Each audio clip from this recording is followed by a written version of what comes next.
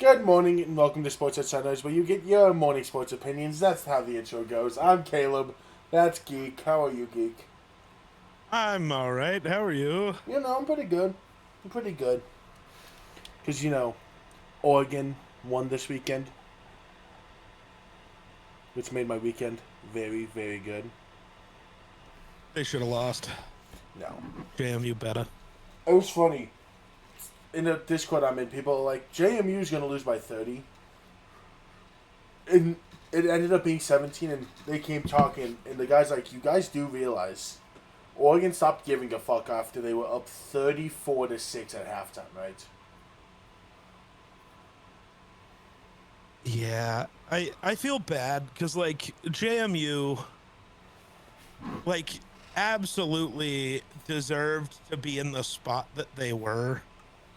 I am very much at least to a degree, a defender of. I hate the idea that a 3-loss Alabama deserves to be in a bowl game more than a 2-loss JMU or anybody else. I get Bama's the better team. Should have won your fucking games then, though. So, here's what I stand on. It's like the NFL thing. You're not, unless it's a division winner, you're not just letting teams into the playoffs who are worse or who performed worse just because they have a higher upside. That's not the issue isn't that. It's the quality of the opponents and who is they're actually playing. Okay, but again, at that point, then a 9-8 Minnesota should make it in over a 12-5 Chicago in the NFL. It just should. They won more games in the division and won more games against actual real opponents. The Broncos should be viewed lower because of the strength of their opponents, right? That's the argument. This is the issue with college football. There's been a lot of talks that this college football has brought up so many talks about the system because I hate the system and always have. Respectfully, I love that G5s are getting love. Yeah. Respectfully, we saw it last year. We saw it again this year, where Tulane got absolutely spit roasted by Ole Miss, who didn't have the head coach they had all year. Oregon ran through James Madison. Boise got killed by Penn State last year. The Boise one, I think, is an interesting conversation because Boise was not a good football team. And, JMU and Tulane were, well, I don't know about Tulane. JMU all year was a good football team. The level of competition's different, sure. I think whether it's group of 5 or you just say the 12th best team, Oregon's going to beat the shit out of them. I don't think they would have beat the... So, it would have worked out if G5s didn't... The conversation is that they need to change it from top 5 highest ranked conference winners to top 11 and highest ranked G5 if they want to keep the G5 presence. Because that's how JMU and Tulane both got in. The ACC got won by Duke. So, and Duke was ended up 8-5 because of that win and not ranked. So, that caused the whole fiasco because Virginia couldn't beat Duke. But, it would have worked out where Notre Dame would have played Ole Miss, which would have been a way better football game than Tulane Ole Miss. And even say JMU, it would have been BYU, who I'm fine not making because they got killed by A&M. It was A&M, they got killed by Tech 2 times in a row.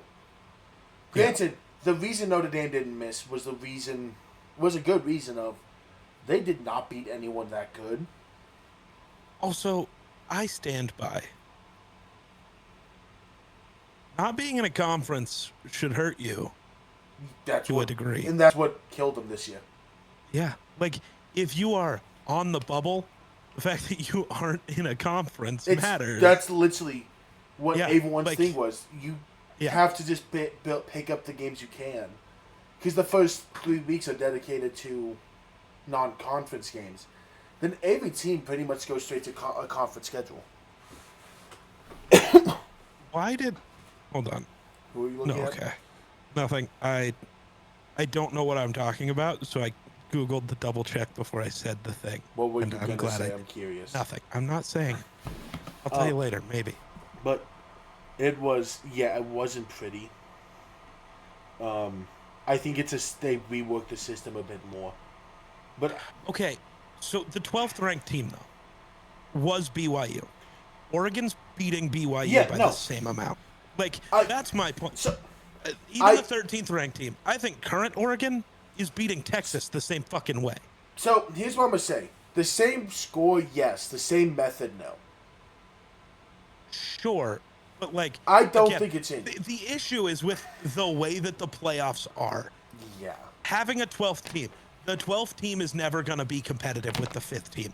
Not Well, really, it's unless the 12th team is Texas and Arch does what we all think Arch is, well, and right? it's. That's the only way you're competitive. I think they need to rework a lot of the systems in college football this year exposed.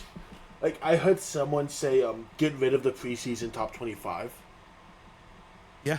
because the two lowest ranked, like it was like 11-2 and 10-3 teams were not preseason top 25s, Yeah. and were like the only two not in the top 12. Yeah. Like Vanderbilt, for example. I don't understand how you can do a preseason top 25 anyways, And hope because for you have good. no context. Yes. So I'm like, someone's Oh, like, well, this is what they were last year. Losing one player can turn any of these programs yeah. from superstars to nothing.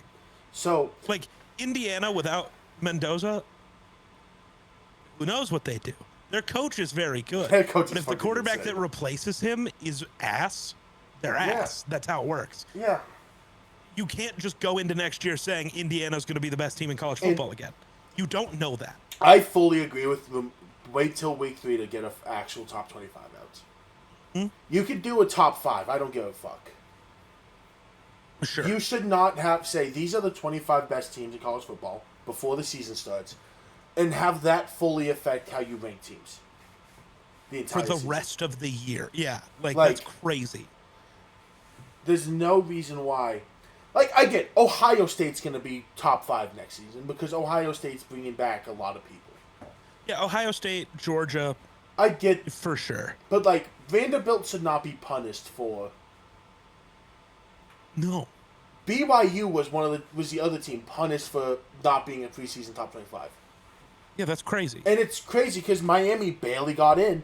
Hey, if BYU's a preseason top 25 team, they're probably in over Miami. Like,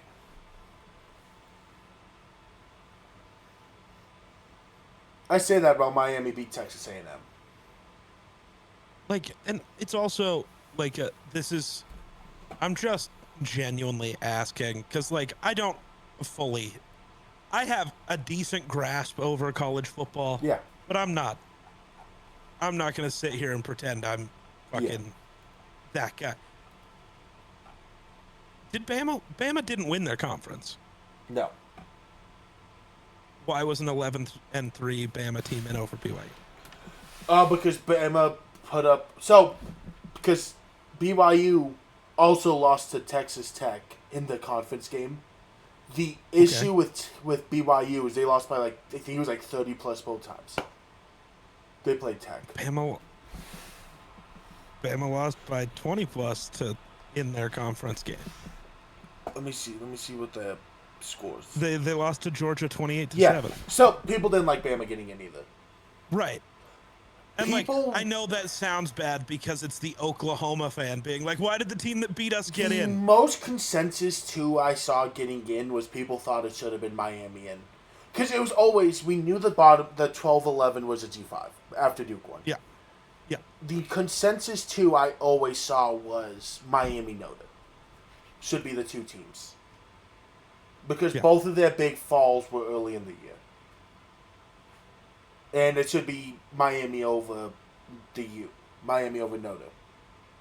Yeah. No one thought Bama should have gotten in again. Between the FSU loss, who ended up not having a winning record. Yeah. And then the bowl game embarrassment. No, this committee is... It's called the Bama tax. I don't know. I the committee's weird, Mm-hmm. and like I get you can't just do just purely by record. I do understand that. But I feel like the committee, if is, I feel like if it's going to continue to exist, I feel they should be almost forced every week when they do their top 25 to explain it. Do you know what I want more than anything? What do you want? I want the committee to do the rankings for the entire season. You don't. The AP poll is like the first 7 weeks. The committee's poll is until like week 8 of the college football season. Interesting. So they don't. So technically they do wait, but if you compare the AP and the committee, it's clear they're basically working off that. And I don't know. Like that makes sense. But yeah, I want them to be forced every week to explain every single decision. The only time they've ever had to explain was this season with Miami over Notre. And people were pissed at the explanation. Not because they got it wrong. They got it right. Ugh. Yeah. The fact that they said we finally decided to turn on the tape from week 1 when they actually played and take that into effect. They literally said that, and everyone's like, huh! You guys actually sat down and watched film for once? When it's your job to do this poll? Yeah, I don't know. College football. I don't know what the best answer is. It's got to be something different. March Madness. Well, this is God. November Madness for football. Set 32 teams, 1 champion. I mean, I guess I don't love that either. No. Because how are they going to it's the same issue as with the 12-team playoff, and it's the same issue as when it was the 4-team playoff. When it's the committee, how do you decide who that last 32nd team is and who the 33rd team is? What is the actual differentiator? And the issue is we have no way of knowing because they don't ever tell us. If they told us constantly, like, this is why this team is here, this is what happened, at least I would be able to stomach it because we know the thought process. Yes, I agree. I think that matters. If we know the thought process, it's a lot easier to be like, you know what? Okay, I disagree. I think it's stupid, but okay. I'd be very interested. I want to hear their explanation on Bama. Yeah. Bama's the one I want. I understand Bama's Miami. tough. Yeah, Bama's the one tough, I want. dude. How do you justify I their get it. loss? They turned out to be right because Bama fucking won. Yeah. Though, to be fair, I did go back and finally get to see that game. Dude, I feel so bad for Oklahoma. And this isn't just me being like, I'm an Oklahoma fan. I feel bad. That poor kicker, dude. Oklahoma was right there. And the stupid punter sucks. I'm mad at him. But the kicker, I hated the first call. He misses the first kick, and it's Mr. Automatic is automatic no more. And then he misses the second one, and it's like, oh my God, his career just ended. Yeah. We just watched Blair Walsh 2.0. That feels bad. I feel bad for kickers, man. Yeah. I'm the only one with love for kickers. He had a tough day. He had the worst possible day. It could not have gone worse. Anyways, you ready for the exciting basketball news? The Bolton Hawks don't play defense. I mean, that's not true. Oh. I was gonna... Is Lonzo hurt again? Yeah. Really? I don't know.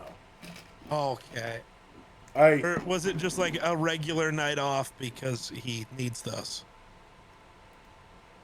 Because Lonzo came back, right? Yeah. Wait. Okay.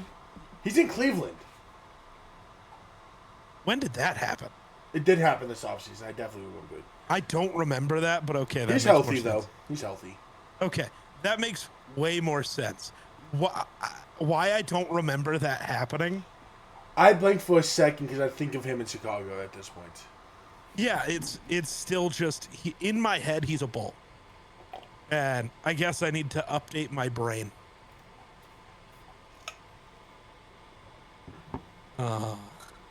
That's fun. Apparently, he played against the Bulls. Yeah. But yeah, the night got highlighted by Trae Young and Jalen Johnson combining for 71, 12, and 18.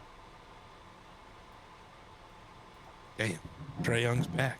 And Matthias had 28, but it was just a team effort from the Bulls for the win. That's enough basketball. Oh, and so real quick, with Trae Young back and the East being the East, thoughts on the Hawks? So, the Hawks interest me. Hey, Not because everyone screamed about how they won the offseason. I didn't love the Kristaps move for them. And I think I was the only one who didn't.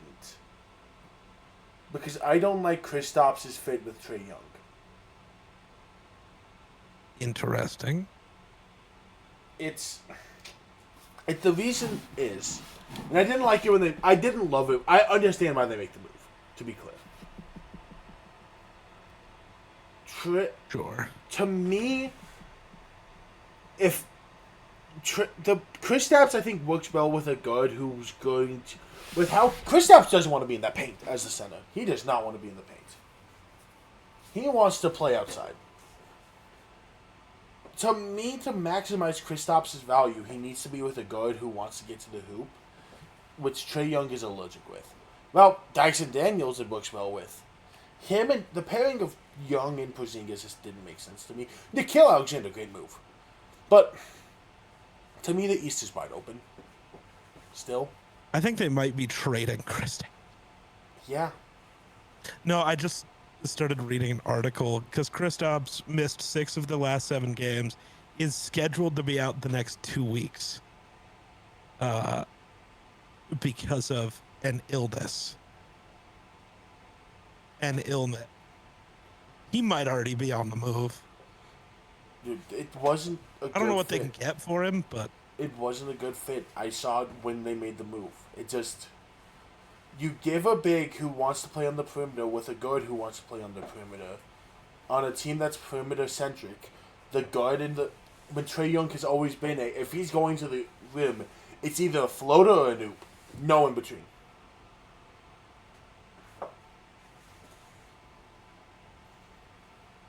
yeah, I'm trying to think of what you do, and I don't know. With the if they move With Porzingis, he'd and, end like, up where- in Golden State, I think. For what though?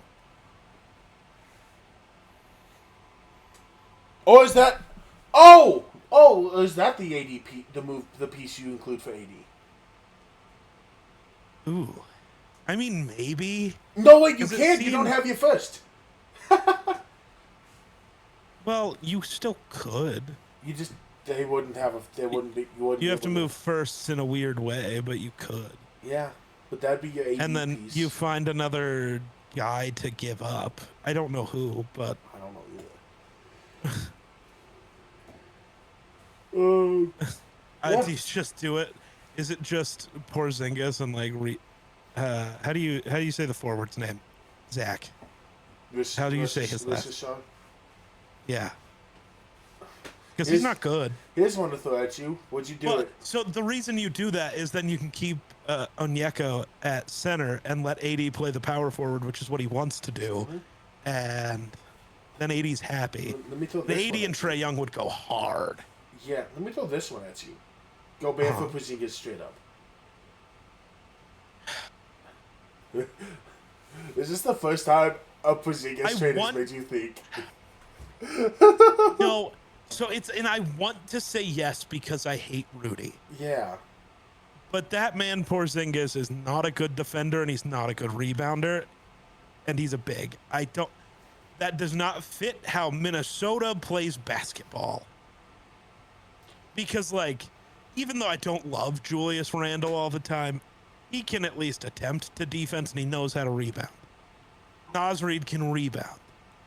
Kristaps is just a bucket getter, and if we were going to do that, why did we get rid of Cat? He's not even really a bucket getter at this point. He's just a...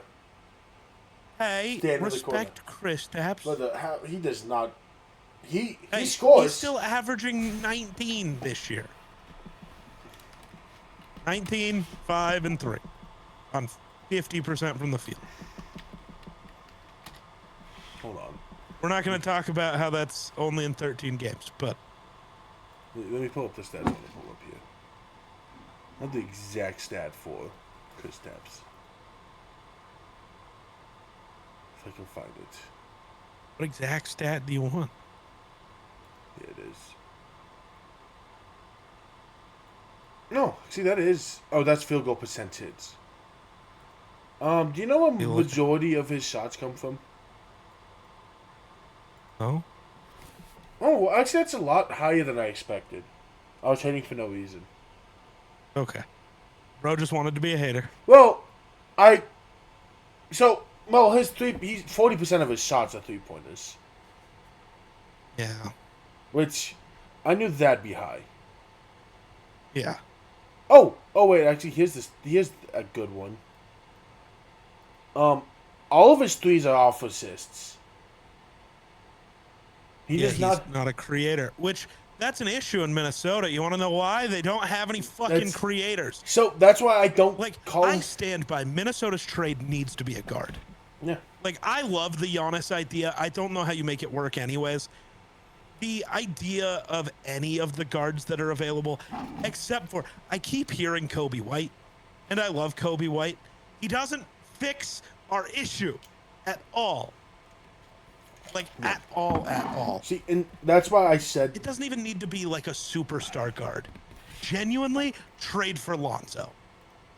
He plays defense and can pass. Sick. Genuinely, he'd be perfect. That's why I don't clarify Kristaps as a bucket getter. I clarify him as a scorer. He scores. Fair. He does not... He's not a... Oh, there's 8 seconds left on the shot clock. He's going to go get you a bucket. That's not Kristaps' game. It's not anymore. Yeah. And, if you're going to try to go splashy, call for LaMelo. Yeah. If you're going to try to do something crazy, call for LaMelo. And if you're just going to try to hang back, just go get Lonzo. Genuinely. Or another guard that is just really good passer and can defend. Mm-hmm. That's it. Because you just need a creator. Because Jaden McDaniels can't create for himself, and he can't create for others. Ant can, but I don't want that to be his role.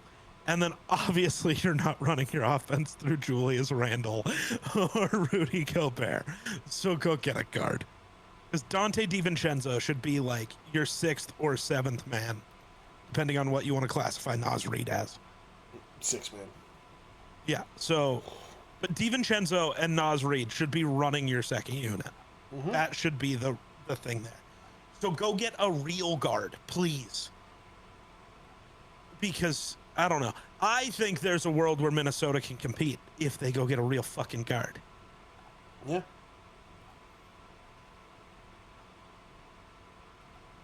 You want to talk baseball or football first? Let's go baseball. I've got a few things. Let me go back to my Twitter. All right, so starting with the oldest news that we probably should have talked about last time we recorded, but we didn't, so get over it.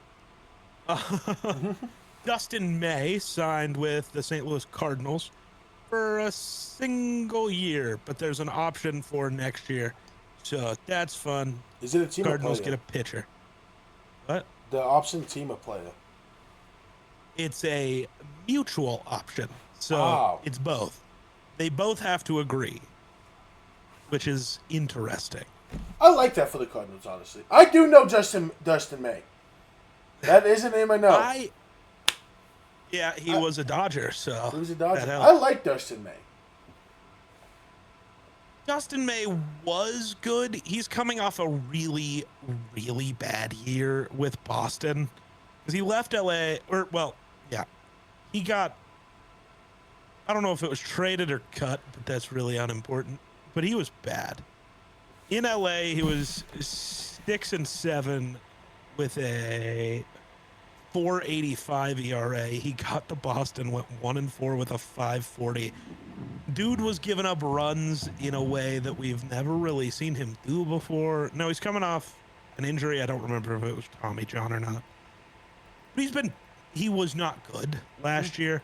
So giving him, I think it's really interesting. It's only a $12.5 million deal, which feels like it makes sense. The option is for $20 million. So the Cardinals are betting on him going back to form, which is interesting. Mm-hmm. The correct choice, but interesting nonetheless. Yeah. Because in the 2023 season, he's been a very good pitcher in the past. So I really like his potential still. I think he can be I've always had a soft spot for Dustin May. Interesting. I haven't. He was a Dodger. He was the only Dodger I actually liked. That's crazy. The only I like Mookie, I like Freddie, I like Shohei. Well, it's because... And I can't get over Clayton Kershaw, but he's kind of a dick, so that's made it a little easier to not like him. Yeah, I respect Kershaw. I don't like Kershaw. Yeah. Yeah. The Baltimore Orioles traded for Rays right-handed starter Shane Baz for a bunch of prospects, outfielder Slater DeBrun, catcher Caden Bodine, and right-handed pitcher Michael Forrest. Oh, Jesus. As well as Austin Overn. A lot of people. Yeah. The Rays just do this. They get pitching prospects, make them good, trade them for other prospects. The Rays don't have any money, so this is their path. Though the big thing I want to bring up when it comes to money, because people bring up the Dodgers and like how much they're spending in luxury tax and how much they spend in payroll. Yeah. Every team could spend maybe not fully the level of the Dodgers, but the Dodgers payroll is 3 times that of Cleveland's. This is a competitive imbalance thing. No, it's because Cleveland chooses to do that. Every team gets $100 million base from the league's TV deal that every team gets. You're getting $100 million no matter what. That's before you sell a jersey, before you sell a hot dog, a beer, and anything. And before you make your own TV deal.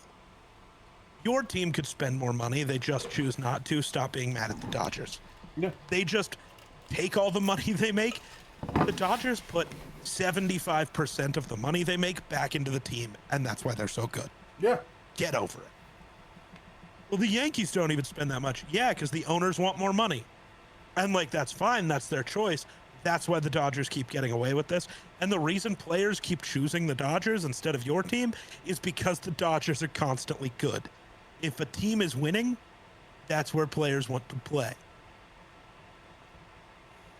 Dumbasses. We don't need a salary cap. I'm going to keep yelling about that. It's very important to bring that up with the Rays, who also made a trade getting rid of one of their best offensive players. They traded Brandon Lau to the Pirates, as well as Mason Montgomery, and the Astros traded Jake Mangum to the Pirates. The Rays got back prospects Anderson Brito, who's a right-handed pitcher, and outfielder Jacob Melton, and the Astros got right-handed pitcher Mike Burrows. The Pirates doing that is intriguing. They're really trying to convince Paul Skeens not to demand a trade.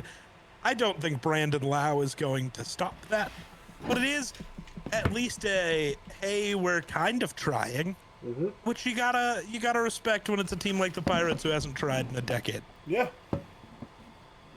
Because I remember when the Pirates tried. A decade might be a bit.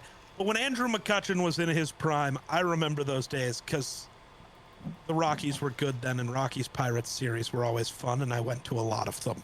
Yeah. It was good times. Um, the Japanese star third baseman Munetaka Murakami has signed with the Chicago White Sox, which I find very interesting because the last two teams that were talked about being linked to him were the White Sox and the Rockies, because teams had concerns over his ability to play defense and his ability to hit any pitch over 93 miles an hour, because in the last 2 years he hasn't been able to do it. And that's a problem, because guys like Paul Skeens throw their off-speed stuff at 94. So that's a problem. So he signs with the White Sox. I find it very interesting. The White Sox are trying. Apparently he's expected to play first base there, which is interesting. The Rockies wanted him to just be a pure DH, which I think is interesting. He could have worked at Coors if he could figure out how to hit a fastball, which is a little concerning. A power hitter who can't hit the fastball isn't very good. I'm not sure this is going to work out well for the White Sox. I would love to be wrong. I'm not preying on anybody's downfall unless you're like an actual horrible human being. So it doesn't feel like it's great. And today, the Cardinals traded first baseman / catcher Wilson Contreras and $8 million to help cover some of his salary to the Red Sox for Hunter Dobbins, a name I have no idea how to say. I'm not even going to attempt it. And Blake Ita. I'm intrigued. I don't know why they moved. Well, I kind of understand why they moved on. The Cardinals aren't good. And they don't really have a path to being good anytime soon. Genuinely, I really do think there's a world where Nolan Arenado is traded again this offseason. I just still don't know where. Because the teams that make sense... There's a part of me that really does think that the Yankees decide it's time to make the splash, because they want to fix their defense and they still need some pop in their lineup. Nolan does that. The smaller stadium that is Yankee Stadium would be really nice for him. And my dislike of the Yankees' other infielders, let me fully bring this up. I want to make sure I'm not on drugs here. Yeah. But, like, I think there's a world. Anthony Volpe is not good. Yeah. You could... They have moved Jazz Chisholm all over the field. Yeah. You could move Jazz to short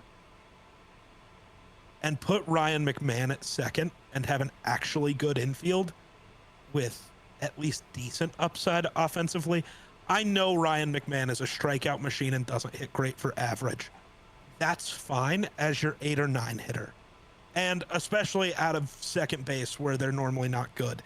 But you'd be gold glovers across the board defensively.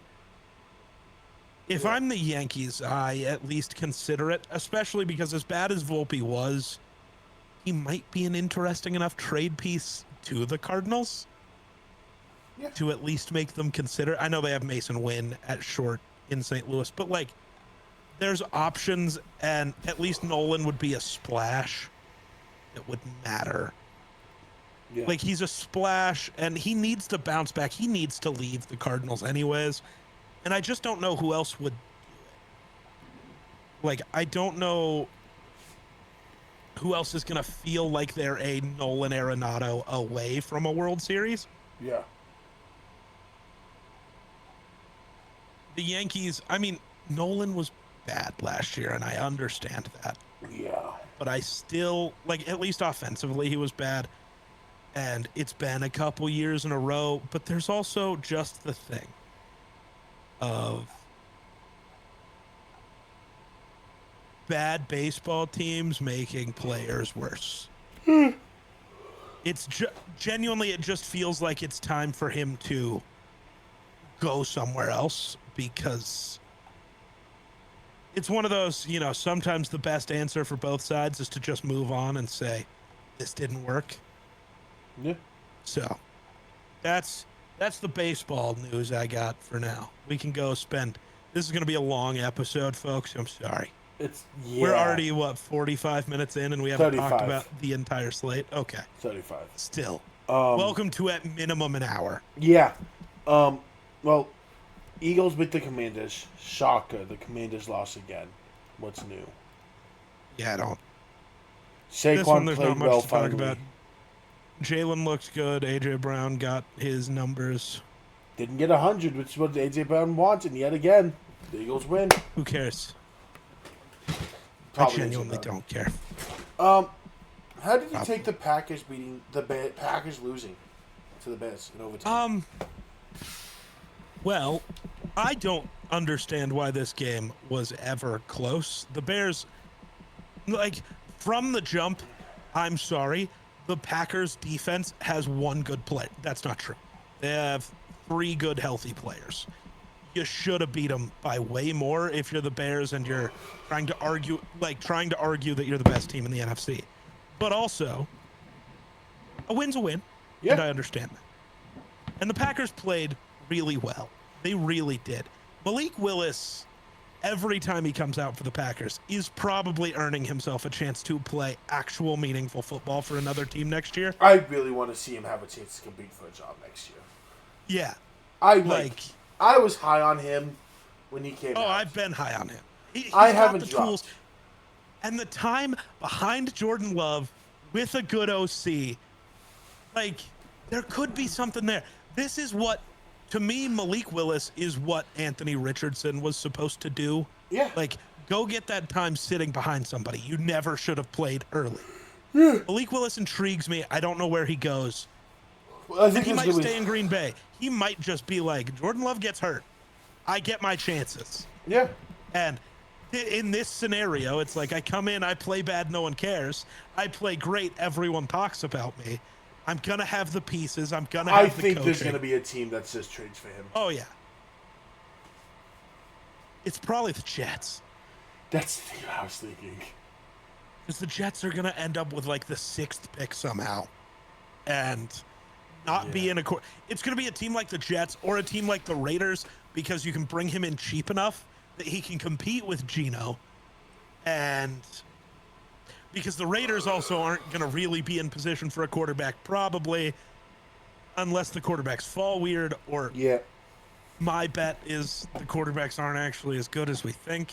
And I'm not that high on many of them. Well, the most talented one is the biggest headache. Yeah. Pavia is probably the most talented quarterback in that class. No one wants to deal with everything he gives you off the field. Right. He's literally he is worse than what everyone thinks adores. Yeah. But my biggest takeaway from this game is the one that I'm going to hate the most. Caleb Williams is going to be a problem for the next decade. Dude, he's so fucking good. I knew it. Anyone with a brain knew it. His character concerns were just you being a bad person. Genuinely, you're just hating on him because he painted his nails and wears different clothes. Never got Not that. you specifically. I know. I'm not saying you. I know. Okay. I just mean I know. You out there listening. If you didn't like Caleb, it's just because you're a bad person. Genuinely, that's it. Because there's no way you watched him play football in college and went, this kid's bad. There's no way. He showed more in college than Trevor Lawrence ever did, and Lawrence got called generational. I don't remember what game I watched. I only scouted Caleb for I got to halftime. I'm like, I don't even have to watch anymore. I don't need to see more. I get it. He's that guy. I get it. Dude, that throw to call game is insane. Yeah. Every team should be kind of sad they don't have Caleb Williams. That's not true. I can think of 5 teams. Yeah. Other than that, you should probably be sad you don't have Caleb Williams. Yeah. This idea that he's not the best quarterback in his class, yes, he is. It was never close. Drake May is very good. Drake May is not Caleb. Drake's the only one I'll openly have a conversation about. I mean, will I'll listen to listen, but then I'm conversations. gonna be like, no. I Still I no. will listen. And Grayson and I were getting into it earlier Yeah. over this, and I think he didn't realize the point because we were arguing about Bo, and Okay. What was I the argument for like what? so Give me some he context to how this started. in the Madden League, he traded for Sam Darnold, Okay. and Bully the Duck, he just sent a Darnold gift, and I said mid, and he sent better than Mo picks. I responded with crazy calling someone Mo picks when he hasn't thrown a pick in like 4 games. And he's like, well, he has more picks than Caleb, so I'm like, cool. And Bo has more yards and touchdowns. Are we gonna play the statistic games then? And Yeah, if we're playing the statistics game, that's annoying. that's why. Let's I'm be like, honest, are we Caleb, gonna play if this? you could pick between the two, who do you Caleb. want quarterbacking your team? Yeah. No. Oh, Like- the Broncos with Caleb right now, I couldn't argue. They're the Super Bowl favorite. I don't Like, care. But it was funny because it was like, at no point did I say Bo Nix over Caleb Williams. And I don't know if he just didn't realize that, but he's like trying to argue this. When you say statistics, he then just assumed you were trying to argue that, which is really dumb. Well, no, he just said nope, and then just stopped answering, and someone called him out for bitching out.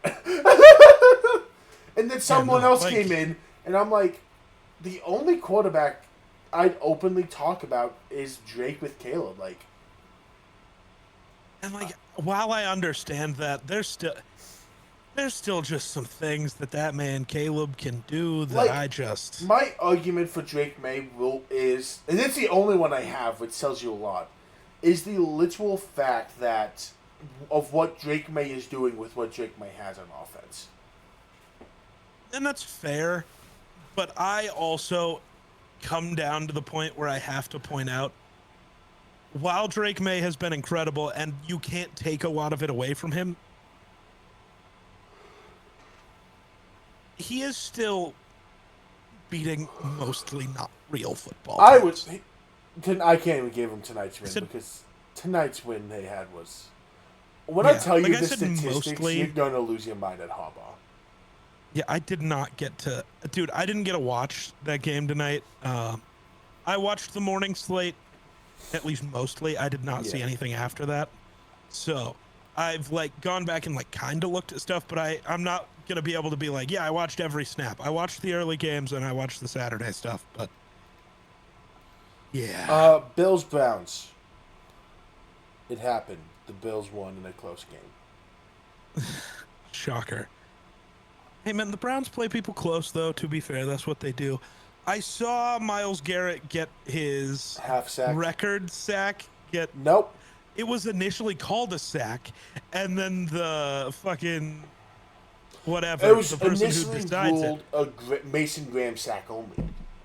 They Oh, gave him. I see. So did you watch the play? No. So it was a scramble drill. Josh Allen ended up slipping. Mason Graham beat Garrett there by like half a second for the touch. But they gave Garrett the half a sack on it. Because he's the whole reason Josh Allen had to get out of there. Gotcha. So it was. Also, shout out Myles Garrett being the one to help Josh Allen up. Not any of the Bills players standing right there.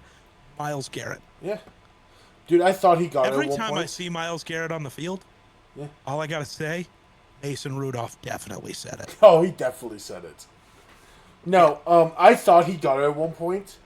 So I was on red zone, and I just looked over and I see Josh Allen wrapped up, and I see something 5. I'm like, yeah, it was Carl Schlesinger. I'm like, no. Damn it. I got all hyped. I'm like, he got it, and there's Schlesinger. I'm like, fuck you, Schlesinger. The Chargers beat the Cowboys. He's got one game to do it. Also, I still want to say, I don't know about the intercept. How did Shador look? Both of them were tipped. Well, so one was tipped at the line. The other one hit Judkins. Judkins just wasn't ready for it. Popped up and was picked.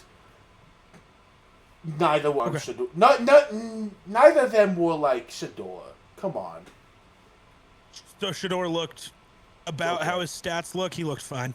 Yeah. Nothing special. Nothing bad. Sick. Chargers beat the Cowboys. Yeah, man. Dallas's defense is really bad. Yeah, Quinn Johnston also just had a day. Well, he is the best receiver in football, so So did Pickens. Pickens also had a day. It's been like 10 weeks since I've been able to say that because Yeah. QJ disappeared for a while there. I don't know what happened. I think he got hurt. Maybe. Because I know. No. No? As far as I can tell, no. Yeah, no. Oh yeah, no, he must have because he's only started 8 of their 12 games. Or he started 8 of 12. I know he didn't play last week. Because they were talking about how he missed last week due to injury. Gotcha. Well, yeah, so he's only played in 12 total games, and we're 15 games into the season. So he missed 3 games and then had 4 others where he didn't start, which is weird. Yeah. But Chargers are QJ. good at football. Thumbs up. Cowboys defense is not. Yeah. Gardner Minshew got hurt today. He also tore his ACL. Dude. I don't know if it's confirmed yet, but the only tweet I've ever seen about his injury is the suspicion is he also tore his ACL. Dude. Yeah. Yikes.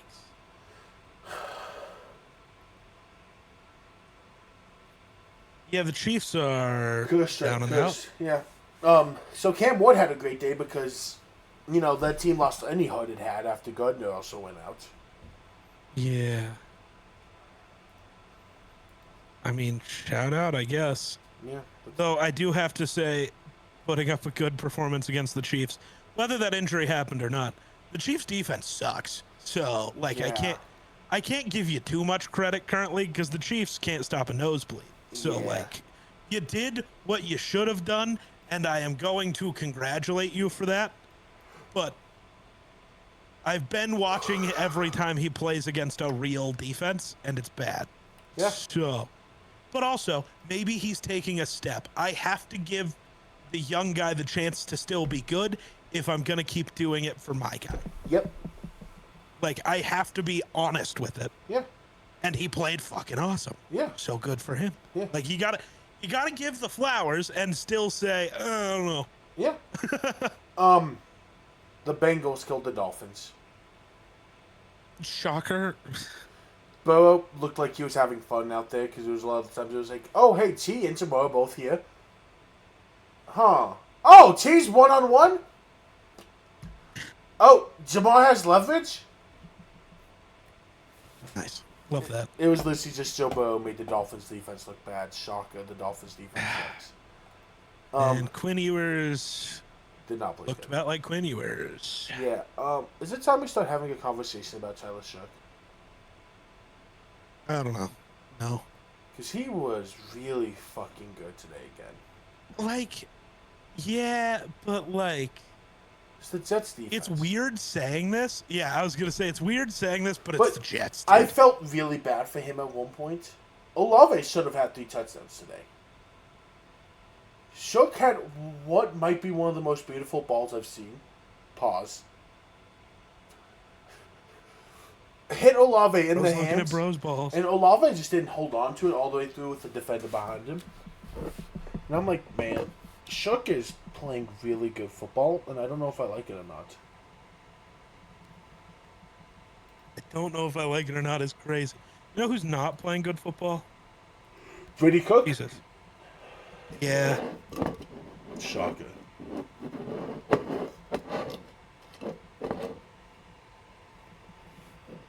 Yeah, no, Jets suck. Saints might be building something there with Shook. I mean, maybe. I mean, at this point, I think Shook has earned Good job, next the year. right to be QB1 next year, and at least to the point where the Saints don't need to go looking at QB. Well, it's the building, Which I within think is it. huge. Yeah. Like they beat the Bucks, they beat the Panthers. You want to do beat- like always and save both Minnesota and Denver for later? That's I'm what we're sorry, gonna I'm do. skipping over the Saints. I don't care anymore. Fuck the Saints. That's what my plan was. Sorry. Apologize. I think Todd Bowles lost the Bucks this football game today. I think Todd Bowles might have lost his job today. They were way too conservative this whole game. And that's what he wanted. That's the issue with Todd Bowles. That's always been the issue with Todd Bowles. Yeah. Especially in important games. And conservative does not work when your quarterback is Baker Mayfield. That's not his game. No. And you ask Baker to play not his game, he plays bad. Yeah. And Bryce Young played well. He and Tet really have a connection going. Seems like it. And it's going to get scary. Well, I found out today, apparently, Tet and Bryce practiced all offseason together. And that was a huge part of why Carolina picked him, is they already had that connection building. Makes sense. Falcons Cardinals. Coco Chains played well. Bijan is him. Yeah. It's like we talked about last week, though. It's the Cardinals' defense. Yeah. You know who else is him, though? Kyle Pitts. He's here. He's arrived. Get him a quarterback, please. Please. Anyways, that's enough about the Cardinals. We'll go to Texans Raiders first before we hit the other game. Why did Genty finally have a good day against the best defense in football? Because that's what they needed for them to have a chance. I mean, Gino played well. Gino played well. God damn, Genty had a day. I didn't know he also had the receiving touchdown. Genty had a day. Genty might have had his "I'm actually good, don't ignore me" moment. Yeah. It's literally the pick six is the difference between the Raiders winning and losing this game. That's crazy. Also, the Texans really need a running back. Like, bad. This is awful. That hope that Joe Mixon was going to come back really killed them. Yeah. Maybe there's still this rookie out there that I think deserves to be on a football Damian team. Martinez? And he's not even... Is he even on a practice squad? I don't think so. Oh, yeah. No. What the fuck? He's not on a practice squad. That's crazy to me. Yeah.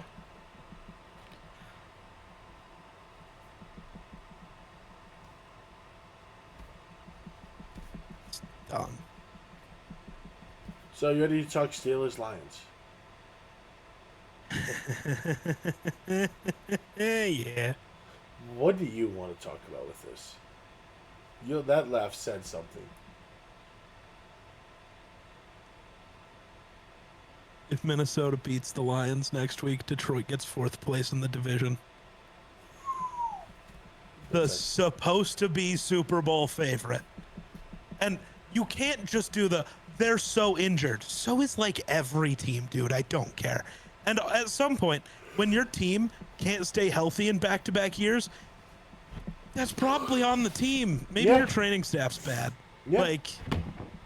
And the Lions didn't, at least offensively, didn't look bad.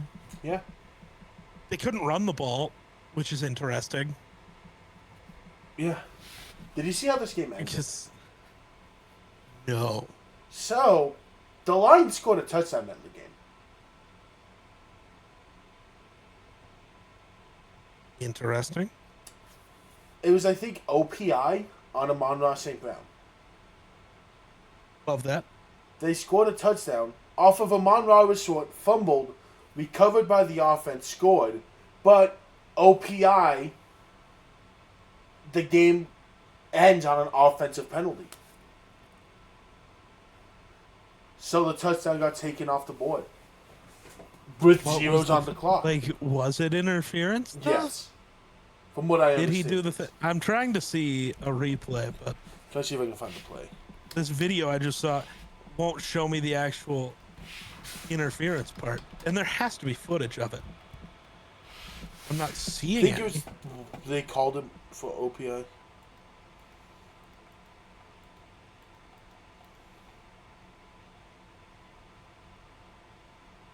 There's no. Oh wait, here we go. Here we go. I mean, Yes. yeah. To be fair, Jalen Ramsey sold the fuck out of that, but you have to. Yeah. That like when the guy runs up and both arms shoves you, sell it. Yeah. Because you'll get the call. Because that is OPI. Could Jalen have just not moved because it wasn't that strong? You can tell it wasn't that strong of a shove because the reaction's late. Yeah. But it's 100% a, oh shit, if I react, we're good. And then I'll try to go make a play, and he just doesn't. That's so funny. But that's not even the only thing that happened. DK punched a fan. Yeah, I saw something about There's that. two different stories going out. The fan claims he just called him by his legal name and DK punched him. DK says he said the word. Called him the word. Interesting. I'm going to lean with DK here because there's a Lions fan that apparently goes to every game and is known to get on the opposing team's nerves. Yeah. Plus, I don't think DK is the kind of guy to go punch a fan. Fair.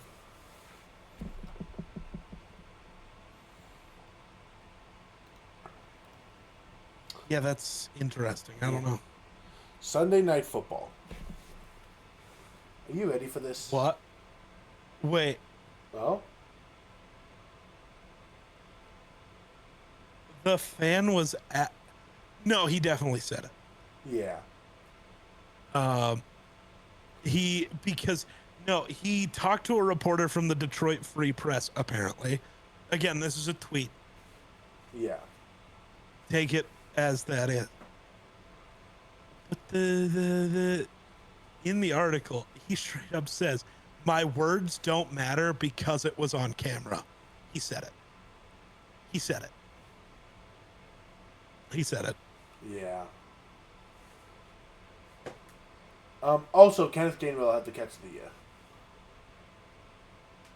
No, he didn't. He's Kenneth Gainwell, so I give him no credit. Patriots, Ravens. Patriots won this football game. They should not have won this football game. Lamar Jackson got hurt. Oh, I didn't know that. Huntley came in, played really well. Now, Yeah. let me ask you a question. You have Derrick Henry on your team, who's averaging 7 yards a carry. Your starting quarterback is out of the game. Who's getting the ball to close the game? He fumbled early in the game, to be clear. He also has 2 touchdowns to this point. Are you giving him the ball? Keaton Mitchell. What if I told you Derrick Henry's last touch came with 6 minutes left in the third quarter? Up 24-13. I know this sounds bad, but I get it. The last time the Ravens were in a competitive ball game with 5 minutes left and they gave the ball to Derrick Henry, he fumbled 4 times. I get it. I wouldn't trust What him. if I also told you that outside of the one Zay Flowers run, which was a touchdown, this run game without Lamar also combined for a total of 18 yards on 14 carries. And then you had Derrick Henry with 128 yards and 18 carries. Look, I get it. But, like, the fact that Derrick Henry fumbled again in this ball game. So, it was a weird one. It wasn't a generic Derrick Henry, what it was earlier in the year, where, like, the slightest touch. They full contact at the right angle as someone was trying to punch it out from under his arm. Also, to be fair, if we want to fault anybody currently, Zay Flowers. Zay Flowers fumbles. Why are you fumbling the ball with less than 2 minutes left? Hold the ball. But my thing is, why are you trying to get so fancy with it? And you're not going to be the hero on that play, but you can damn sure become the villain. Yeah. No, to me, Derrick Henry was the guy who literally got you there, to that point.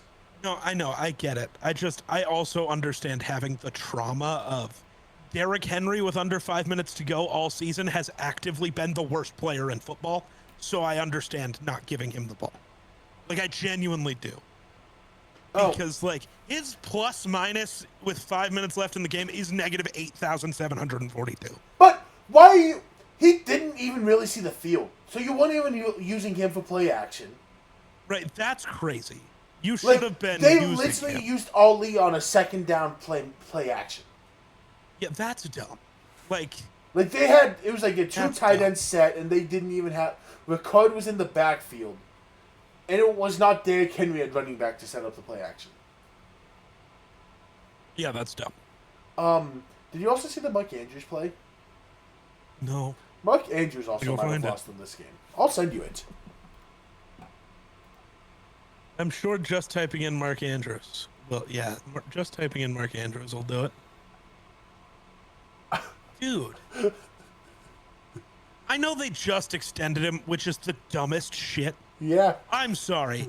You had the choice between 30-plus-year-old, costs you every season Mark Andrews, and, 25-year-old, awesome Isaiah Likely, and you picked Mark Andrews.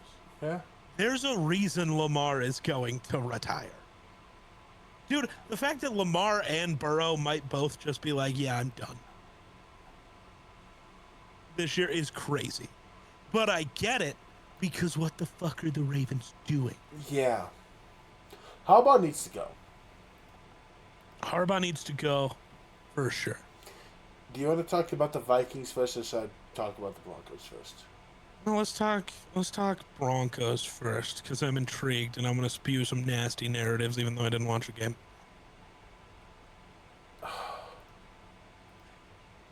All I got is they played an AFC playoff team and got belt to ass. I don't like Riley Moss right now. At all. Okay. I could think of two off the top of my mind where we had them in like 3rd and 8. And Trevor Lawrence threw a 3-yard out to Parker Washington. And both times, hey Geek, you have the sideline on the right side of you on the right, and no one on the inside. You're the cornerback. Where you what? Over pursue and let him cut inside. Yeah, no, and it's not even that. He's tucking his shoulder and looking away both times, so he's not even seeing what he's doing. Yeah. Both of those plays went for like 50 yards. So instead of getting off the field, they're now inside the 20. There's 2 of your touchdowns right there. He also just got repeatedly by Jacoby Myers and Parker Washington.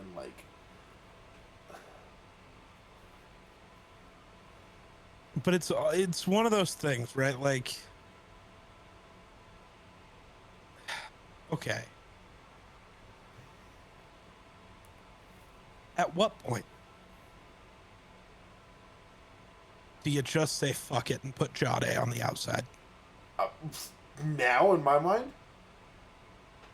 They won't, because the Broncos... I would rather... I have a feeling Vance Joseph is going to be very Sean Payton about this and do the I'm right, everyone else is wrong, I'm changing nothing, it's going to work, and then it's not. Well... I think this defense got very comfortable and very much in the we're so much better than AV1 since the bye week. I want to say next week's response is going to be important, but it's the Chiefs. What you do against this Chiefs team means nothing to me. Yes, it's week 18 matters. That's not true. If it's very close or you lose, I'm sorry. The biggest frauds in NFL history. That's the answer. I don't care. We needed this. We needed this. Yes. How you respond, mostly against the Chargers, really matters. This team I felt was getting too confident in the 11-game win streak of was so good. We needed this. Yeah.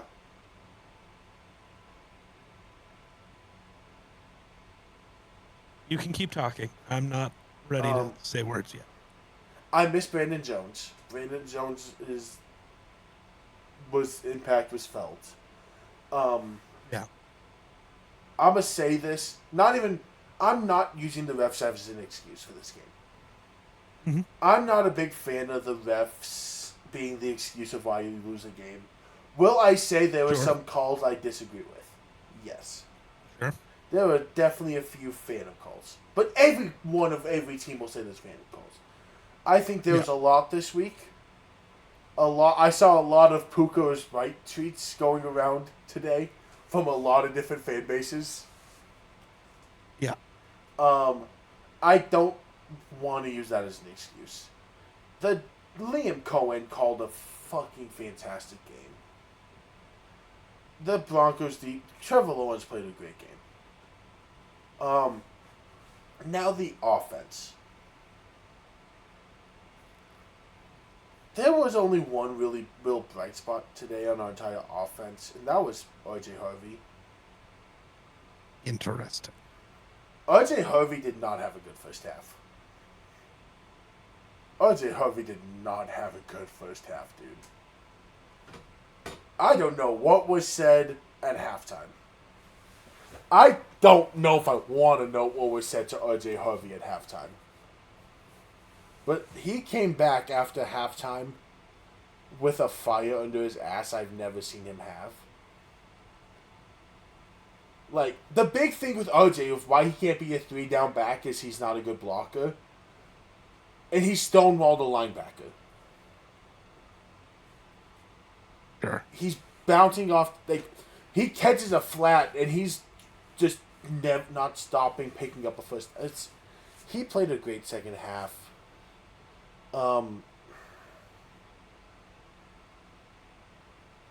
It just wasn't a great game. Pat Bryant's okay, which is the big thing. He took a nasty hit at the end of the game. And I'm indifferent on that. At the end of the day, that hit's on Bo.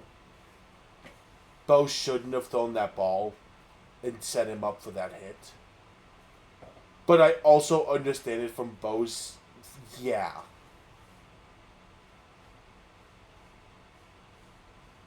You understand it from Bo's perspective. Why? Because I can can finish? see that it's obvious. No. You stopped. You completely stopped talking. No. I know you were mid-sentence, but you completely stopped. Because you were reacting to something. Yeah. So I was looking to see a reaction.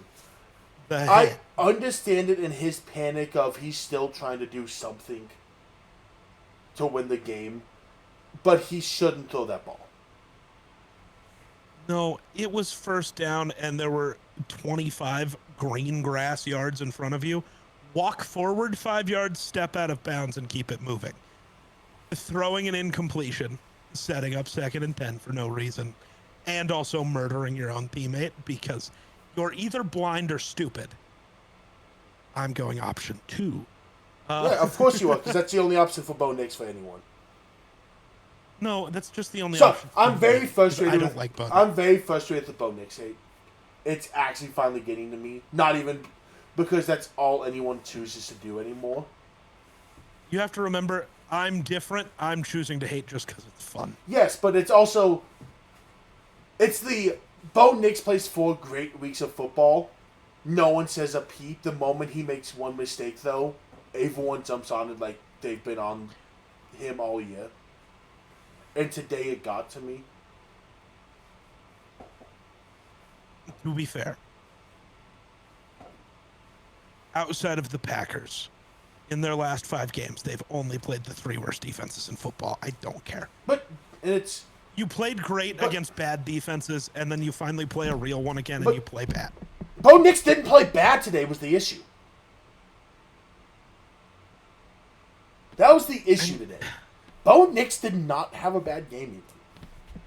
And that's what frustrated me offensively. Genuine question. He has 352 yards. What did the Broncos do in the red zone?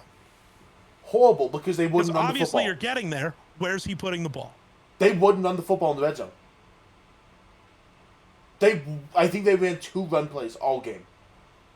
If the Jaguars don't have any good corners and you have Cortland Sutton. Yeah, and that's what both He did it once. Yeah. Because every other time, Sean Payton called him on a curl route or something short. How often did we even get... Like, we had a missed field goal early in the game.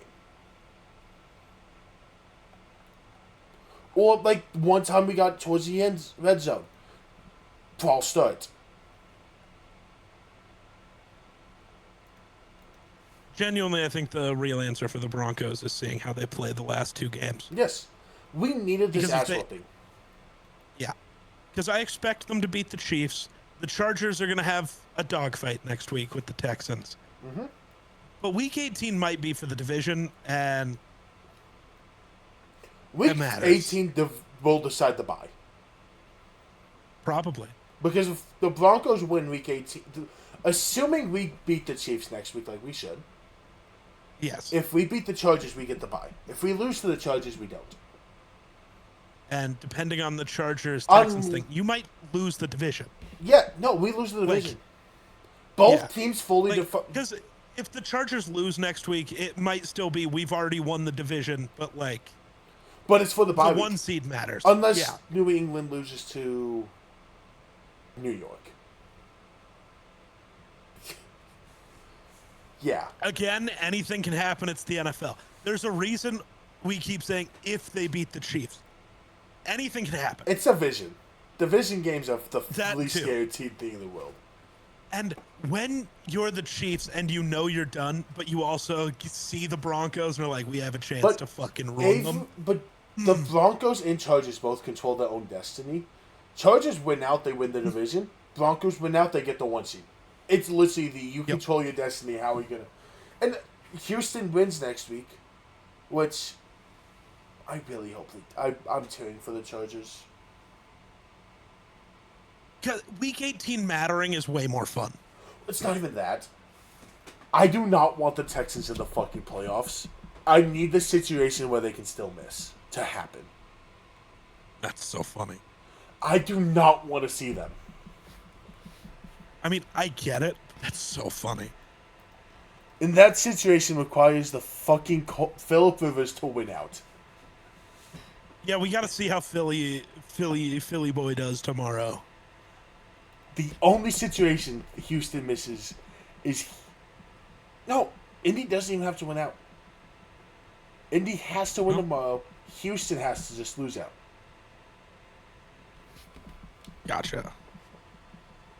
But I just don't want to. Yeah, all right. Let's talk Vikings. Do we have news on my boy yet? It's not broken. This is all I've seen. Good. He's playing next week then. I don't care. You cannot trot Max Brosmer out there on Christmas Day. I don't care. You can't. No. Okay. So, I know I was just talking shit on Bo Nix. I am genuinely so mad at every Vikings receiver all the time. Dude, it's not even one of those things where it's like these balls they're barely getting a hand on them. Yeah. Every single drop, both hands are on it. I kept seeing for the ball that Speedy dropped that became a pick. Yeah. And it's like, yeah, but Jalen Naylor had to it was slightly behind him. I'm like, I don't care. You got both hands on that football and you're an NFL receiver, you catch that. Yes, quarterback needs to be better. There are very few quarterbacks we nitpick like that.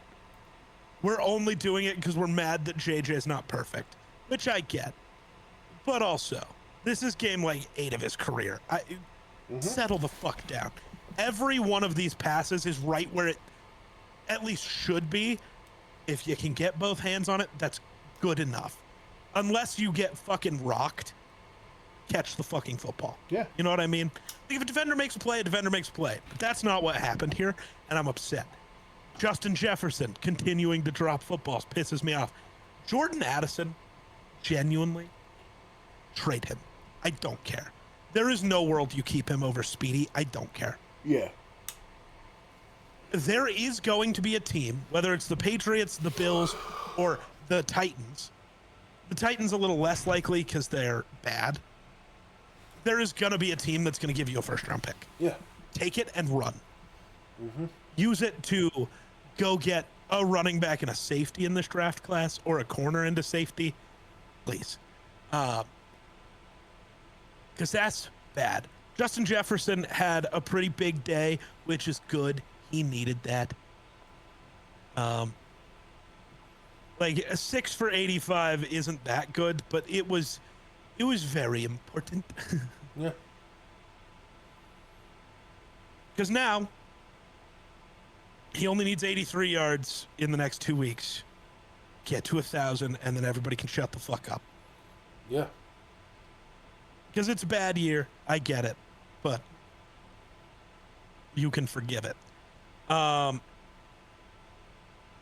Brian Flores is not under contract for next year. Apparently the Vikings are working really hard on getting him to sign an extension now. I know he wants to be a head coach. He's not gonna be. No. The suing the NFL thing is really biting him. He needed to. That was the correct course of action. Yeah. But the NFL's going to continue to be awful about it. And I also think even if he got one of those head coaching jobs, I feel like it would be very similar to the both Vance Joseph and what was the other defensive guy who Fangio. also no, not for the Broncos, for the Cardinals. The guy who was there right before Kingsbury for a year, who was just the sacrificial lamb. That's what Flores feels like he'd be to me. And I don't love that. I think this league, not talk about it, is very much turning to the you need a offensive head coach. That too. I mean, McDonald's the big wild card for that right now. We'll see how that lasts the first time he loses an OC, though. Yeah. Because it wasn't great with a bad OC last year. No. Like, I mean, him and D'Amico are the only two outliers, and even then the Texans are only as good as they are because of that defense. That offense hasn't been... Yeah. Well, and what do we clarify Vrabel as? Defensive? But he has McDaniels? Vrabel, I don't know. Vrabel's weird. Vrabel has McDaniels. But yes, defensive. But he's not the play caller for the defense. No. So Vrabel is the same as Mike Tomlin and Harbaugh and some of those guys where he's... Defensive coaches, I feel like, are slowly going to become extinct in the head coach runnings because... Yeah. It just doesn't... Every team that looks most good, of the time it doesn't work. Yeah, I mean, Todd Bowles is going to get fired for the exact reason of why defensive head coaches don't work anymore. Defensive head coaches are too conservative because they want to rely on their defense. Yeah.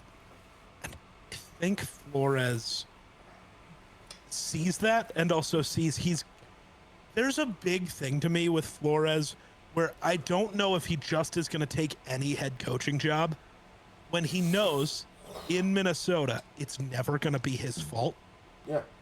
But the credit will always be half his. Yeah. And he's going to get paid head coach money with less pressure and get to be on a team that is their front office is always trying to compete. Yeah. Which means he's always going to have the pieces or at least some pieces, and he gets to put that together. And I think that will intrigue him. I saw somebody saying he could leave to go be a DC somewhere else to try to bolster his resume for a head coaching job. That won't work. Well, so I was thinking that, but I was not for the head coach reasoning. I wonder if there's any jobs he's looking at that could open up that he is like Because a lot of the times, Rams. yeah, The Rams have a better future than Minnesota. No, but because not there's even the no future. quarterback. But in it's Philly. like, who's that? I think he only cares about his defense. Sure. I wonder if he's looking at like, I really want to coach this guy, and this guy's I'm gonna have a chance at being able to coach this guy. But who do the Rams have that you're? I'm not even thinking of the Rams. Oh, who are you thinking? Like,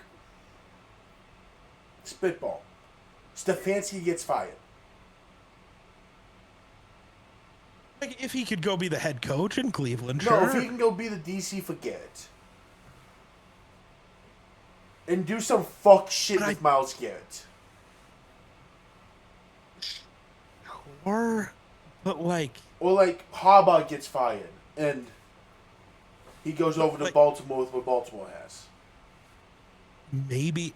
The thing there is... I don't know what piece he'd want there, maybe Kyle Hamilton, but like... I think he does care about the winning to a degree, because your defense being great but your team being awful doesn't do anything for you. And like Cleveland, it doesn't matter if they're the best defense in football. They're not winning anything in the next 3 years. I just wonder if part of it is literally the fact that he's looking at what jobs could potentially open. I mean, I just don't see it. I guess maybe, but I don't see it. He's in a place where he gets full control over his defense. It's not questioned. I mean, it's already been reported that he's the one making basically all the decisions for who they bring in for his defense. Yeah. I don't think he's getting that control on any other football team. Because Kevin O'Connell has said, this is your side of the ball. I'm going over here. Yeah. You figure it out. Because it is, for the Vikings, basically having two head coaches all the time. KOC gets to fully focus on what's important to him. And so I just don't know what the point is, especially when the Vikings are now finally, like, this game really helped solidify to me. They have two young, at least possible superstars that he gets to be the one to mold. Dallas Turner and Jalen Redmond are looking fucking incredible. And like, I don't know. I think there's something to that. And if you can if the Vikings can become competitive, it's suddenly look at me, I just led the best defense in football on the best team in football if the Vikings can figure it out. Which I'm not saying they will. But like, there's more of a likelihood there than any of the teams basically that have a better like superstar player. If that's what he's looking for. That's my thing. Maybe the 49ers. If that's why he's set to hold up, is he's looking at potential opportunities that are coming. But I think he's just going to continue holding out for a head coaching job. Probably. And why would you leave the place where you're kind of just set? I think outside of that, I think the Cleveland job interests him. I don't. Well, if it's a head coaching job, that's why. I think, especially as a head coach. But also maybe not, because I don't know if he wants to do the young quarterback thing again. Like, that but he could see it as Shador in a similar situation as he was in coming into when he was a head coach. Well, no. The situation when he was the head coach is again, the QB got picked for him and he got no say. But the interview and then he was stuck and screwed. Oh, I see. Yeah, but that isn't what he cares about. He wants a quarterback who can handle his shit. And I don't think he's going to trust a young guy to do that, especially when his most recent experience with a young guy is the J.J. McCarthy show, and it's been bad. But that's not going to be... Tampa's the only job that's going to open up with a quarterback. Potentially. Or Baltimore. Or Baltimore. And I don't think Tampa would go the defensive route again. Probably not. But that's just what I'm saying, is that. Ryan Kelly, it's time to retire. He got He's being evaluated for a concussion again. Jesus Christ. That's 5 this season. Hang it up. Yeah. I hate that, but hang it up. Yeah. So this was the stat that I saw before we started. The Vikings are the first team since 1988 to go 6 straight games without surrendering a passing touchdown. Crazy. That and Jackson Dart had 13 net passing yards. I thought it was going to be lower, honestly. Brian Flores, no That's chill. just not good. Well, when I said that, I didn't know it was only 33 yards for Jackson Dart. He had 2 yards in the first half. He threw the ball 5 times in the entire first half. Yeah, that is 100% to me a coach does not trust quarterback against real defense stat. To me, that's the... Or not real defense, it's he hasn't figured out how to read a defense yet, and he is going to cost us the game. To me, it's we fired Dable too early. The coach who actually believed in Dart. Whoever the interim is doesn't. We're only going to let him throw the ball 18 times if you include the sacks. Yeah. And I'm going to say it. JJ looked great pre-injury. Yeah. And that makes me sad. And I really hope he's playing on Thursday. Yeah. Because if JJ can be the one to put the Lions away, I promise he will have secured his job for next year. Yeah. Like, they'll bring in a veteran backup because I think the injuries means you have to. Yeah. You cannot rely on Brosmer for another year. I think you keep Brosmer as QB3 and keep developing him. But you need a real backup, like an NFL caliber backup. The Daniel Jones idea that keeps getting floated intrigues me. Bringing him back as the backup. I just don't think he'll be healthy by the time that matters. Because Achilles tears take forever to heal from. And I don't know what other veterans are going to be out there. There will be some. I just don't know who. Yeah, I don't know what the contract situations look like. And I think at this point, the only way you're moving off JJ, truly moving off of him, is a Burrow trade. Yeah. This Mac Jones, Kyler Murray idea, you're not doing anymore. No. JJ has shown enough flashes that you don't go for that mid-level quarterback. You get a veteran backup, or if there's a Burrow move, you make that move because of fucking course. I don't think Burrow's I think Bengals ownership's going to go to Burrow. Who do you want to be a coach? Right. Who do you want? 100%. Do you want Dable? Right? 100%. Dable, get over here. Right. 100%. I agree. I don't think Burrow's actually on the move. My point is, at this point, you don't move off of the young guy who's shown the flashes now, unless it's Burrow. Yeah. If the Bengals decide they're moving on and they say 2 firsts, Grenard and JJ, and we do it, you say yes and you don't care. Yeah. Like, genuinely, you just don't. Yeah. Will that happen? 99.999% chance no. No. But there is the world where Burrow just says, no, I'm done. Yeah. And at that point, you have to, at minimum, kick those tires. Yeah. You have to. But outside of that, I don't think there's going to be a QB around that I genuinely have more faith in than just trying to grow JJ. Yeah. He's shown, the flashes he's shown are at the things that are the harder part to teach a quarterback. Yes. The mechanics are easy. The ability in close games and late in games, and some of those throws are just different. I disagree with the mechanics are easy. Okay. Because in comparison, you cannot teach a quarterback how to play better when the lights get bright. Sam Darnold will tell you that. We saw it early. We've seen it with too many guys. You try to change the mechanics too much, and they're not who they are.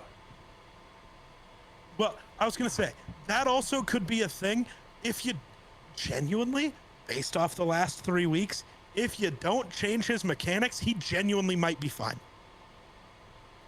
Like, I get his mechanics aren't right.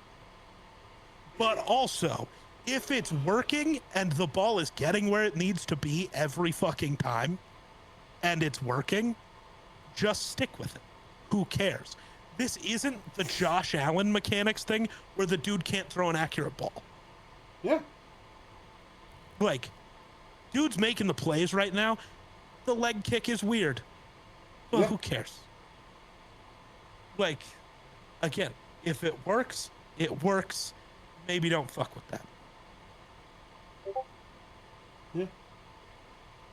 That's my take, and we should probably be done. This is a 2-hour episode. Yeah, that's why I went really quiet. Thank you for everyone who watched. We hope Happy you have an Monday. outstanding day. Happy holidays. Since actually no, we have one more before holidays.